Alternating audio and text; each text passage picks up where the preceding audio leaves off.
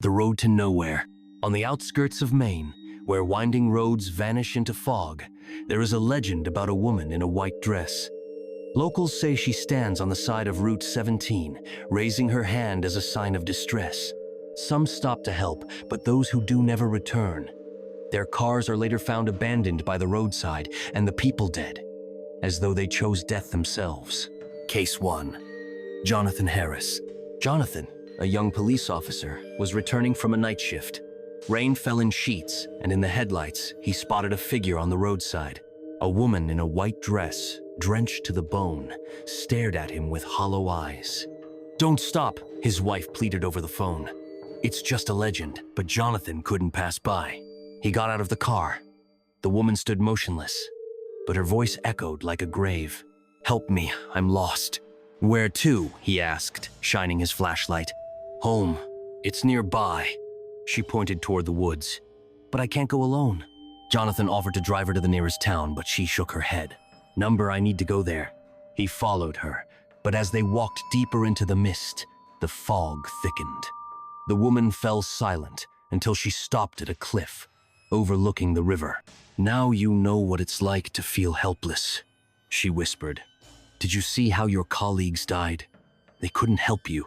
Jonathan didn't understand her words. His face twisted in horror as he remembered failing to prevent his partner's death in a car accident a year earlier. I'm not to blame," he groaned. "Everyone is," she replied. At dawn, his car was found in the river. Jonathan's body was discovered at the cliff's edge. With broken bones, she'd jumped off himself. Case 2. Laura Miller. Laura, a nurse, was driving home after a night shift. She'd read about Jonathan's death but dismissed it as coincidence. When the woman in white appeared in her headlights, Laura hesitated, but thought of patients she couldn't save. "If I drive past, it'll be worse than death," she thought. The woman climbed into the car, her hands ice cold. "I'm tired," she said, "but I can't die." Laura asked her name. "I don't exist," the woman replied, "but I feel your pain." Laura remembered a young boy she'd failed to save. "You couldn't help him," the woman whispered, "just as I can't help myself." At a gas station, Laura tried to call the police, but the woman vanished, leaving a note on the seat. "You know what to do." The next day, Laura drove her car into a tree on the same road. Witnesses claimed she'd swerved into oncoming traffic intentionally. Case 3. Michael Kelly. Michael, a veteran with PTSD, was driving home, radio blaring to drown out his inner voices. The woman in white waited for him. "Help me," she pleaded. "I'm searching for my son."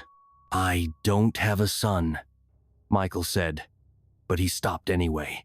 "Did you see your comrades die?" she asked. "You couldn't save them." Michael recalled his partner's death in a mission he'd botched. He got into the car with her and she led him into the woods. "You'll understand," she said. "Sometimes the only way out is the end." At sunrise, Michael was found hanged from an ancient oak by the road. Epilogue.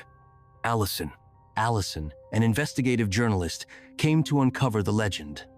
She set up a camera on the roadside and stayed overnight. At midnight, the woman appeared. "Are you also seeking the truth?" the woman asked. "Yes," Allison replied, turning on her recorder.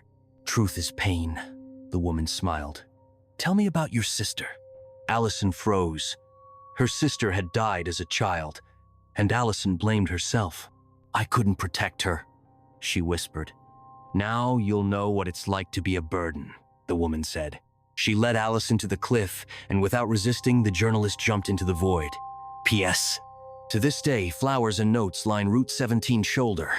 Locals whisper that if you hear footsteps in the woods at night, don't turn around. The woman in white is searching for new companions,